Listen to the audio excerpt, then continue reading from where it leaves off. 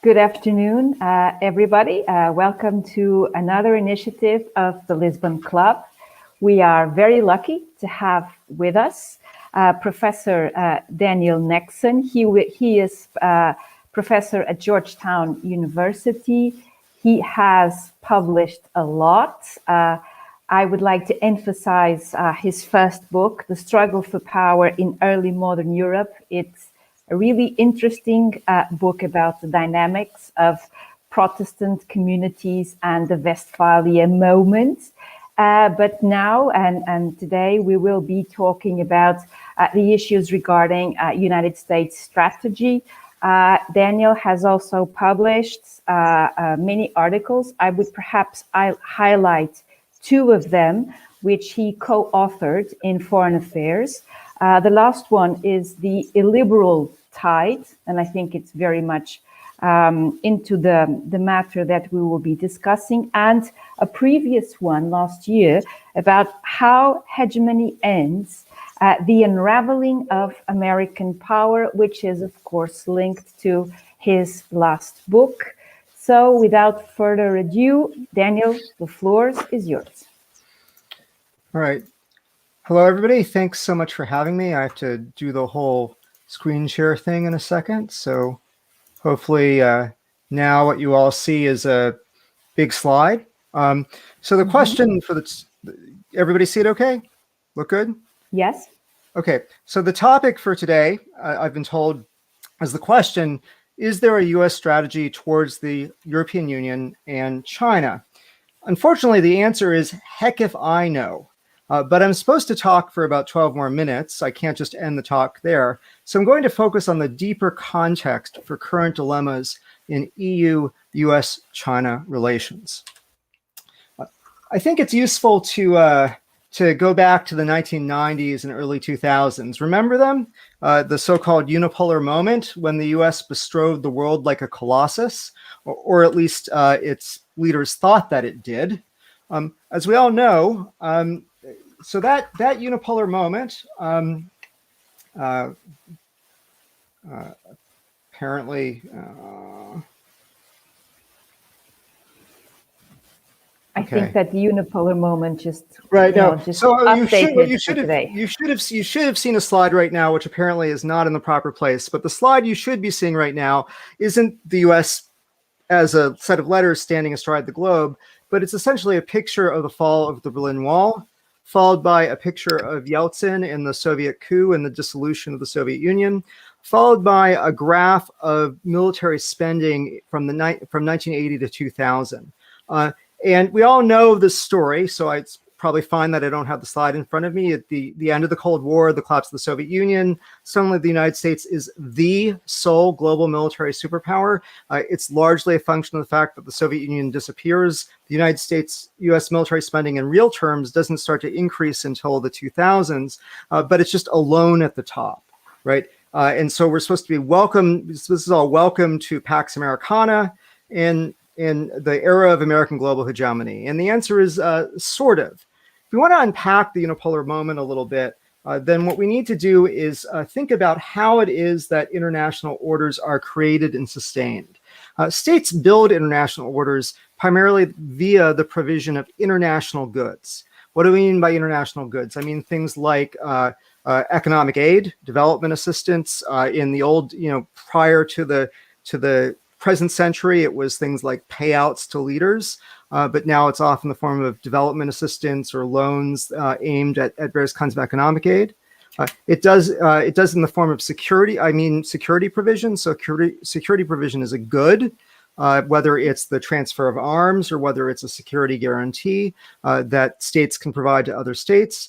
And then finally, of course, market access and trade is a really important good in terms of how states build international orders. Now, the provision of such goods and the threat to withdraw them are the mechanisms for creating and enforcing the preferred vision of international order. You can think about all the explicit or implicit conditions that come with economic aid, security, market access. Some of those conditions are about how states should relate to each other. So, conditions about opening markets or opening capital markets or opening trade, commodity markets. They can be about protections for human rights. They can be about counterterrorism and sometimes stomping on human rights. Whatever. The conditions, explicit and implicit, can change over time and across countries and regions, but they are in fact the way in which ordering works. So the unipolar moment, the period in quotation marks of US global hegemony, is really best understood as one where the United States enjoyed a quasi-monopoly on the provision of public, club, and private goods. Basically, if you wanted credible security guarantees, if you wanted economic aid, if you wanted market access and trade, with the collapse of the Soviet order, the U.S. was the U.S. and the U.S.-led order, the so-called West, was the only game in town. Remember, I just want to underscore this, it wasn't just the collapse of the Soviet Union, the effect on the military balance, it was the collapse of an entire alternative economic order that happened in the late 80s and early 90s. Now, there's a problem with the story, the way I've just told it, which is that it's not so much that the United States itself had a monopoly, it was that it was more of a cartel. This is not my graph, it's something I lifted from somewhere, but this is basically the G7 plotted against the BRICS in purchasing power parity, GDP as a share of the world economy. And it's the G7 combined that accounts for maybe, 42, 43% of the global economy in the mid-1990s. The US by itself is hovering between 22 and 25%. It's not just that when we talk about the global economy, we're talking a combined economic order, but it's also that the US wasn't the only game in town if you wanted aid or trade or market access. You had the EU, you had the IMF, the World Bank, you had Japan. What mattered wasn't so much that you had these different goods providers, it was that they were all on roughly the same page when it came to issues of transparency, democracy, human rights, attitudes towards war and peace, and broadly liberal economic policies. They didn't all agree. They often clashed with one another, but they were, if we think about the sort of broad scope of potential international orders, they were kind of in the same place. And so it was that cartel that was actually functioning to provide the only game in town. What about the US military quasi-monopoly? This is clearly the place where the US does on its own seem to have the most, seem to be unipolar. But it existed because all of these other great powers, all of the other G7 states, were locked down in the US security system. Many of them, in fact, didn't even, you had these predictions at the end of the Cold War. Remember, we're going to go back to multipolarity, that, Germany was going to build up its military. None of that happened. And indeed, increasingly, we got, a free rider problem, which is states actually took for granted that the US would provide for their security. And so again, even the US military monopoly, quasi-monopoly, the quasi-monopoly and security provision is a function of the fact that the other economic great powers, or almost all of them, are part of this US security infrastructure. Now, people love to talk about the United States as an informal, this is the infrastructure. Now, people love to talk about the United States as an informal empire, right? Particularly during the Bush years, it was all about the new American empire because the US was going to, invading other countries and setting up their preferred governments, which is kind of the thing that you expect empires to do. And certainly there was and remains a US informal empire. There's in fact a US formal empire in some of its remnant territories like Guam and Puerto Rico. But what I'm describing now, like the IMF, the World Bank, NATO, all of that looks a lot more like less like an informal empire and more like an informal confederation. Although the type we would call an asymmetric confederation, meaning that members enjoy different de facto rights and obligations, with the US having a preponderance of authority in this kind of informal confederacy that constituted the broader West. Asymmetric confederation, you can think sort of like Germany's position in the EU, even though there are formal rules that allocate, for example, voting rights equally. In practice, because of its economic position, Germany has a lot of outside influence, and it's a de facto asymmetric confederation. Now, so it's informal, it's asymmetric, it's a confederation. So what happened? Well, we kind of know this story, but it's worth just kind of going over. The big one is that the relative share of the economy of the G7 declined. And actually, this is more the U.S. allies than it is the United States, which remains pretty constant at about 20 to 25% of the world GDP. And so that by in the 2000s, the BRICS overtake them. A lot of this is, some of this is India, some of this is Russia recovering from its lost decade, but this is really mostly China that's driving the show.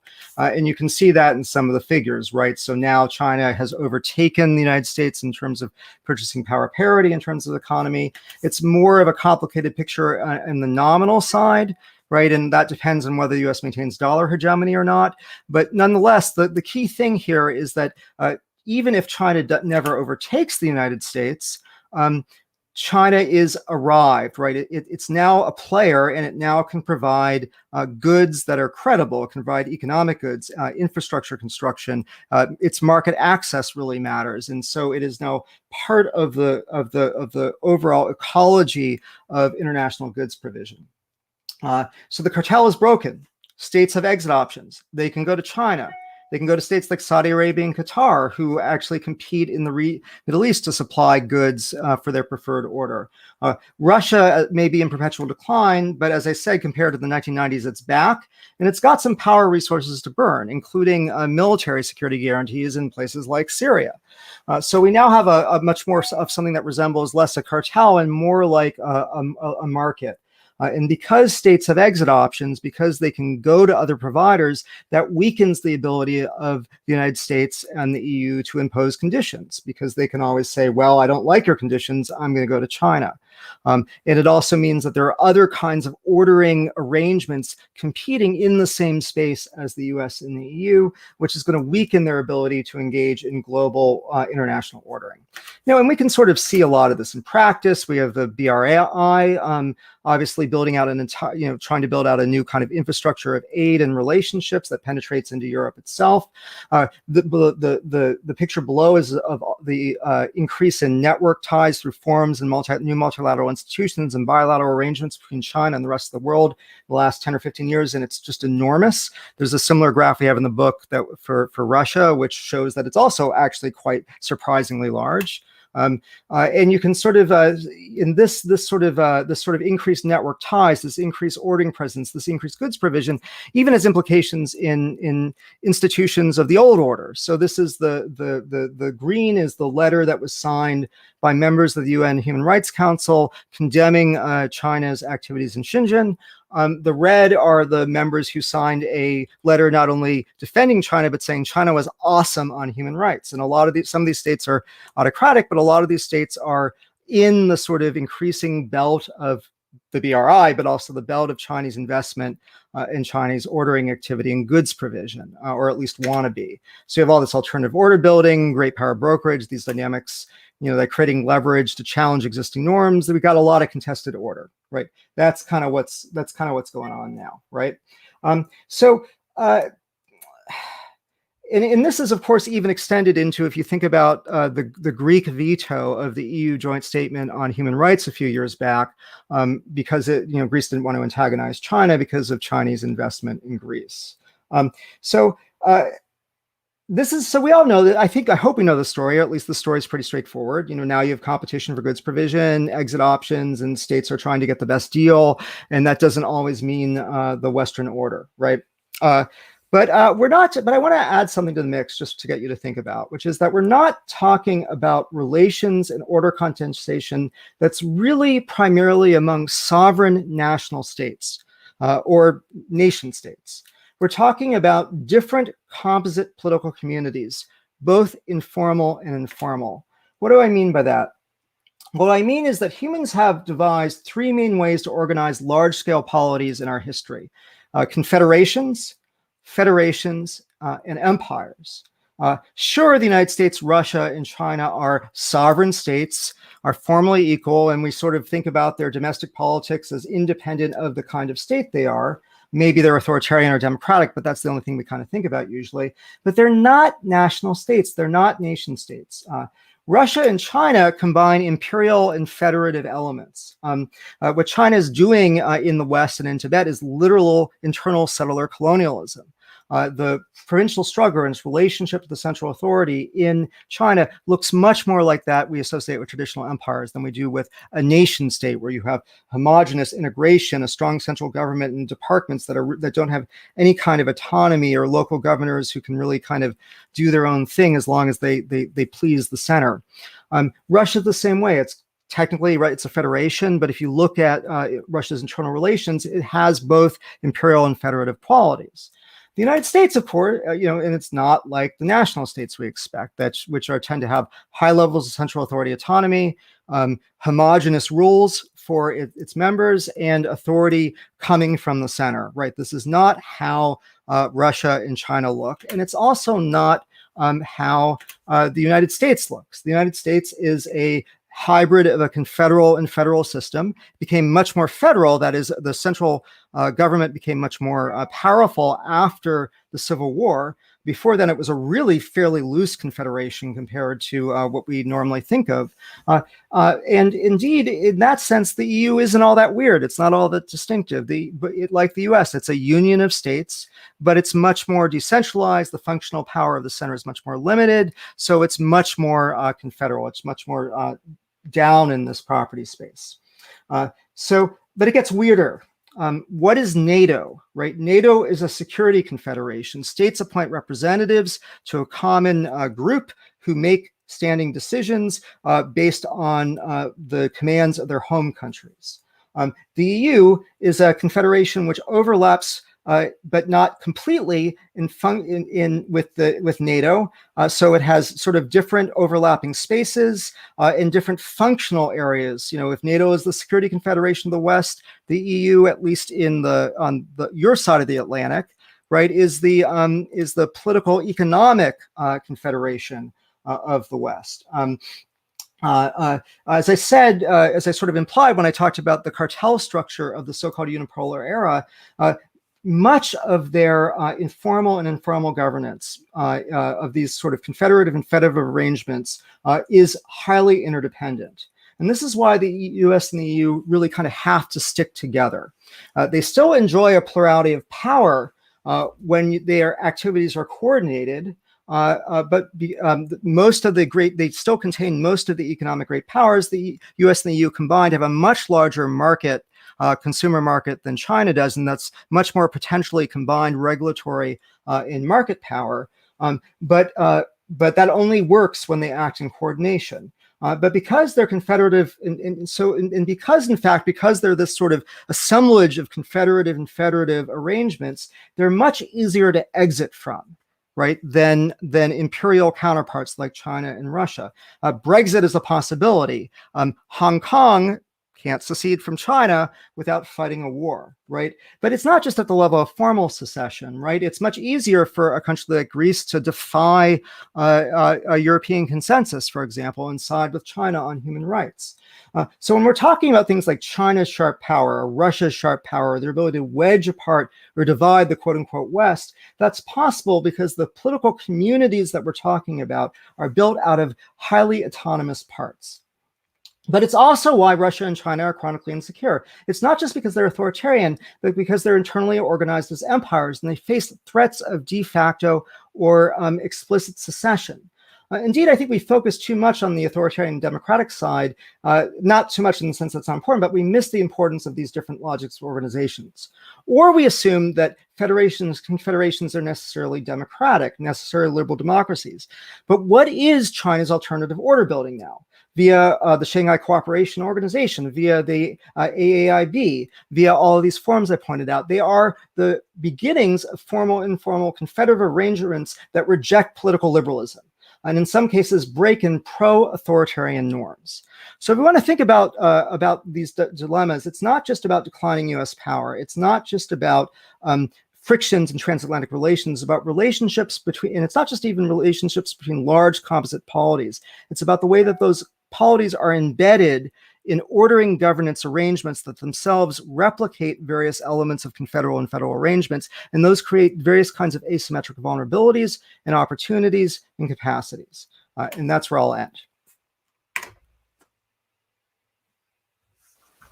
Okay, thank you, Daniel, for this presentation on the current moment that we are experiencing, and a different way of looking at the tension, at the relationship, particularly between the United States and China, I would argue. And as for Europe, and this would be my first question, which is currently, and taking into account the recent developments, for instance, you talked about Greece and the case of Greece vetoing, but at the same time, for instance, Greece has refused to host the next summit or conference or meeting of the 17+1, which is now coming back to the 16+1 because Lithuania has communicated that it intends to leave. So my point would be this, Daniel. You're looking at the macro evolution, and this is a really interesting and different way of looking at the issues.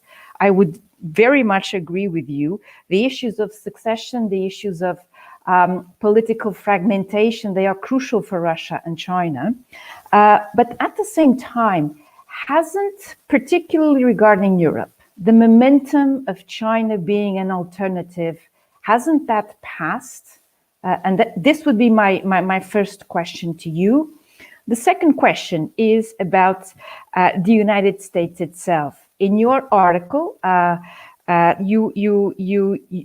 article that you co-authored with Alexander Cooley, you talk about the issues of smart statecraft. And I think this is really an interesting point, because when you wrote the article, it was a different president. So in that sense, what would you look, and how would you characterize the current team, and particularly, of course, the State Department? Thank you. So those are excellent questions, and they deserve much more time and attention and thought. I would say of the first, I think you're right. I think that when I talk about the changing ecology of goods provision, my fancy way of saying, that there are more countries out there that can provide aid and trade, and that they're not on the same page necessarily, I think it is notable that I don't want to be all pessimistic about Europe. I think Europe has started to circle the wagons, right? And I think part of that is because a lot of the Chinese promises turn out to be, Beijing's promises turn out to be overblown, and the costs turn out to be higher than states initially assumed. And so there's been a souring on China, whether it's a short-term development or long-term development, I don't know. My point is that I think we need to see that in the context of an effort to get a confederative polity on the same page, right? And that it is vulnerable because of it is more confederative than federative to division in a way that, in terms of states themselves being able to veto certain arrangements and stuff like that. So I'm actually think that, the tide is generally more towards the potential of greater putting back these communities together. So I'm not necessarily pessimistic about that at all. But I do think we need to pay attention to the asymmetric vulnerabilities that are created. The second thing, and I think this relates to the U.S. itself, is that I think that thinking about the federative character of the U.S. is useful, because when we think about polarization in the United States, it's not just, which I think has been kind of crippled U.S. smart statecraft in various ways. It's not just that polarization, it's not just that you have two parties that are highly ideologically polarized. It's that that's just mapped onto a kind of odd, archaic federative structure, right? Where you can have things like minority rule, and where you came, I think, surprisingly close in the last election to member units attempting to overturn the kind of the federal level, the national level vote, right? That is, you had the possibility, which could materialize in 4 to 8 years, of states trying to invalidate the popular vote in their states, right? And those things are kind of structural problems that have to be seen in the context of these other structural problems. But in terms of smart statecraft, yeah, I mean, I have a piece with Alex in the National Interest more recently, where we agree with you, what you've just said, where we say that the United States, if the United States wants to shore up its order the order that it shares with the European Union, and that hopefully there will be more coordination on, one of the things it can do is not try to outcompete China everywhere, because it's not like, because that's throwing a lot of money in outbidding and sacrificing, for example, the kinds of conditions and good governance that are supposed to be part of the US package when it's working well.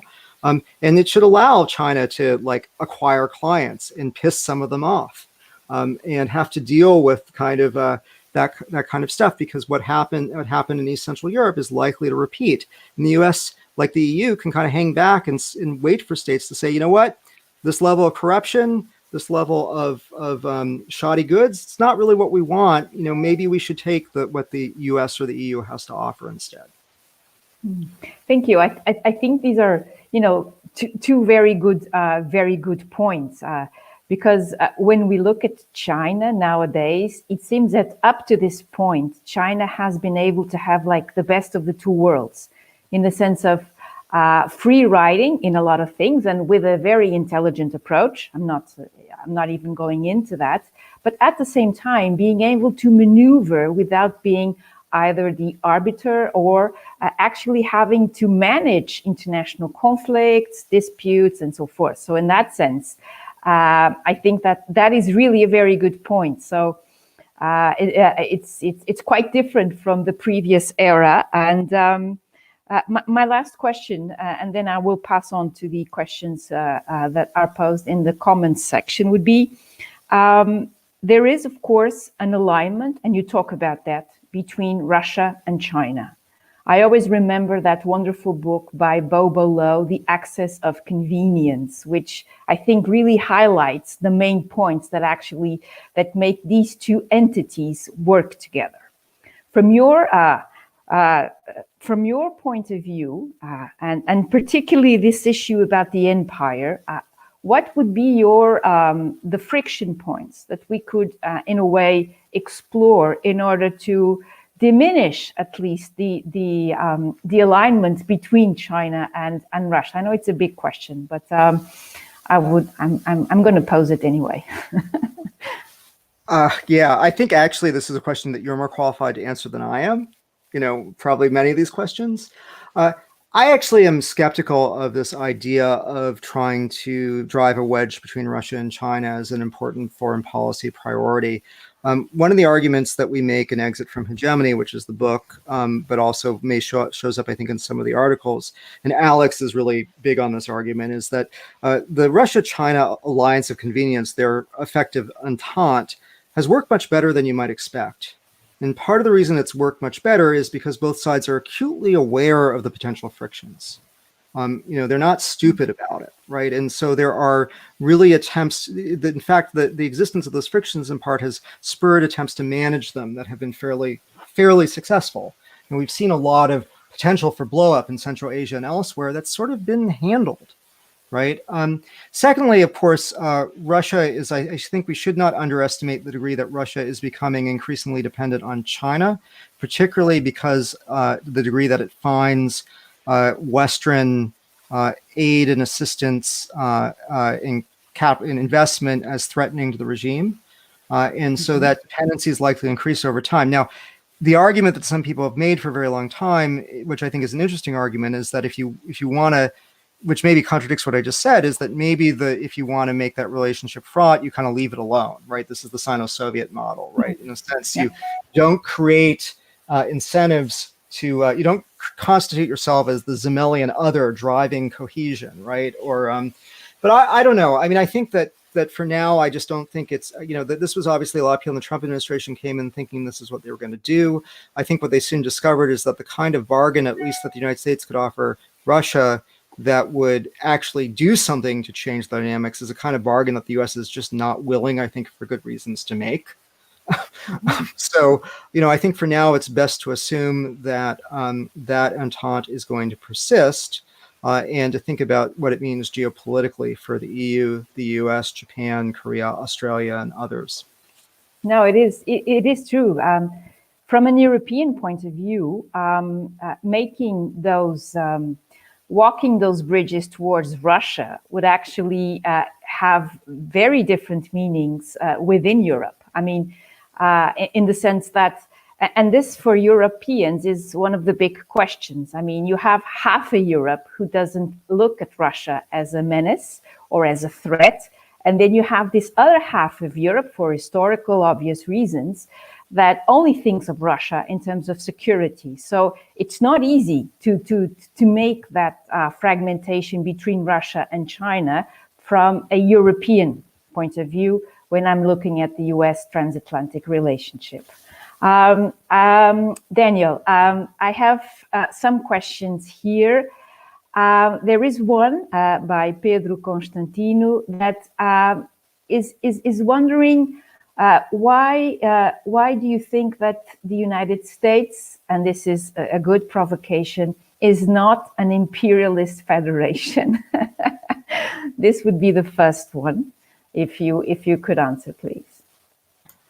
Well, so I don't think, one of the things that if I were to go deeper and I were to talk about my more academic work is I think it's something I've sort of violated a little bit here today is I don't think it's all that useful to say that the United States is an empire, right? Or it is a federation. I think it depends on where you look, right? So certainly the 50 US states are clearly part of a federation in a symmetric one. That is the deal that holds the union together. The Constitution is the same for everybody, right? And in fact, there's a lot of equity provisions built in, the 2 senators, and so on and so forth. But it was formed through a process of empire, right? And settler colonialism. That was what US westward expansion was. And the reason why we often forget that is in part because ethnic cleansing was pretty successful, and in part because the United States federated its former colonies, right? Mm-hmm. It's as if the French dream of a broader France had come to fruition, right? Or as if the Commonwealth had become really something much more robust, right? And we might then not think about, we might now think about, Canada as part of this British Anglosphere or whatever, rather than as, primarily as just the former colony, although it's a little bit distinctive there. And as I said, there are places where the US remains a formal empire, Guam, Puerto Rico, the Virgin Islands, which we tend to also forget about. There are also the relationship between the US and the sovereign Indian nations is very complicated and has some very strong imperial characteristics, despite the treaties being between sovereign states. If you go elsewhere in its more clientelistic relationships, it clearly resembles an informal empire. I don't think that at all accurately describes its relations with the European powers or with the European Union. I don't think it describes its relationship with Australia, for example. There are some interesting elements in its relationship with Japan and Korea that have to do with the degree that those countries have only quasi-security autonomy vis-a-vis the United States. So it's complicated. It's a kind of mix of things. I just think that we spend so much time focusing on informal empire that we don't think about the fact that there are also other informal polities that can be out there, like confederations and federations. And so I like to place my emphasis there. I will say, and this is a long answer, that the US looked much more like an informal empire during the Cold War. The general trend, and this trend was sort of disrupted by Iraq, right? Because the US went and created an imperial relationship, right, in Iraq and Afghanistan. Even if it didn't call it that, right, you had a coalition provisional authority, you had, all the kinds of hallmarks of empire. And that sort of made us think the US is becoming an empire again. But if you look at the overall structure of the US foreign relations, they look less imperial than they did in the 60s, for example, or the 50s. And that, in a sense, kind of overtook our imagination versus and made us think that the trend was not the way that it was. And that trend's only likely to become more imperial if states continue to have exit options, less imperial if states have exit options, that they can play off both sides against one another. But here's the thing we should all be worried about. And Paul MacDonald has made this argument really effectively. One of the reasons why states form empires is they're worried about clients defecting from them. They're worried about clients leaving, and it's easier to just lock them down by asserting hierarchical control over them. And so there is a way in which there are pressures in the international system now for the resumption of empire, right, by the United States and for more imperial strategies by countries like China overseas. Good, and I think that on that level, and this has been a fantastic half an hour. Thank you so much, Daniel. I mean, I had like a million questions, but it will be up for debate. What I would just like to say is to thank you very much for this presentation and for all your efforts, particularly after your computer crashed. And so in that sense, thank you very much. But also, please go and buy his last book, co-authored with Alexander Cooley, precisely The Exit from Hegemony, The Unraveling of the American Global Order. And as we can see from the talk, it will make us think. And I think that's the goal and the desire of all professors in this world. So thank you so much, Daniel, for a lovely conversation, and good luck. Thank you, and I'm sorry I ate up so much time. There's some questions that we obviously didn't get to. I am on the internet. I am on Twitter at @dhnexon. You can email me. I'm happy to talk about these excellent kinds of questions that are up there and to engage publicly on the Twitters. So thank you so much for having me. Okay, thank you very much, Dan. Bye.